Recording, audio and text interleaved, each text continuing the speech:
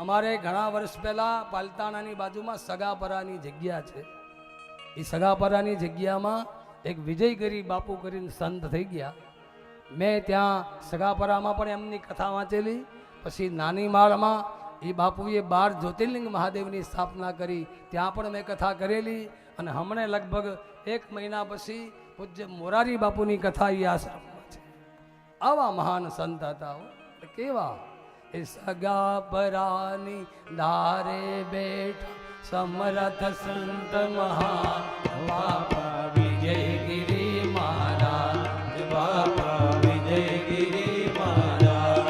સગાપરાની ધારે બેઠા સમરથ સંત મહાન બાપા વિજયગીરી મહારાજ, બાપા વિજયગીરી મહારાજ. એવા અલગારી સંત હતા. કોઈની આમે એને આંખ માંડીને મીઠ માંડીને જોયું નહોતું. કોઈની આરે વાત નહોતી કરી. કદાચ બોલે તો એની મસ્તીમાં બોલતા હોય. કોઈની આરે વ્યક્તિગત વાત નહીં, વ્યક્તિગત કોઈને કંઈ કહેવાનું નહીં.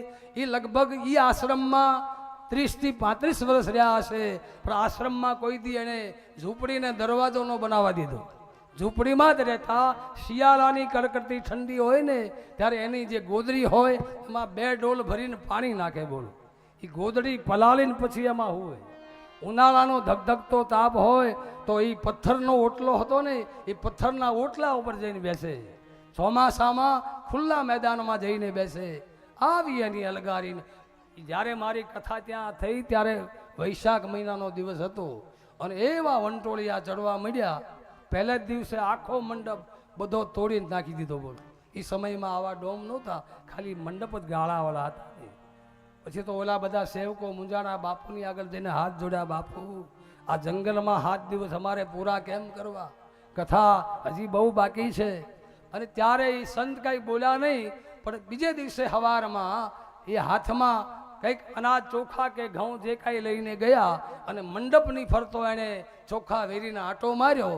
અને પછી બીજે દિવસે એવી ઘટના બની કે બહાર બહુ જ વંટોળિયા વાતા હતા, પણ મંડપમાં એક પણ છેડાનો હાથ ન આવવા દીધી.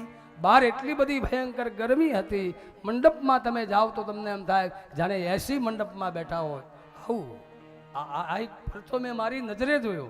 અને નાની માળમાં જ્યારે કથા હતી ત્યારે આમ પૂર્વ દિશામાંથી એવો ભયંકર વંટોળિયો સામે આવતો દેખાયો. અને આખું ગામ બધું ઊભું થઈ ગયું મંડપમાં. બધાએ કે થાંભલા જલ્દી પકડો.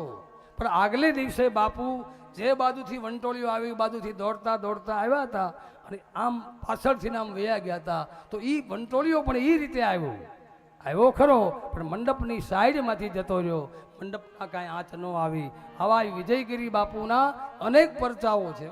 તમે ક્યારેક જજો પાલતાણાની ધાર ઉપર, દર્શન કરજો. અત્યારે એમના શિષ્ય લાલગીરી બાપુ ત્યાં એ જગ્યા સંભાળે છે. તો આ અવધૂત યોગી છે.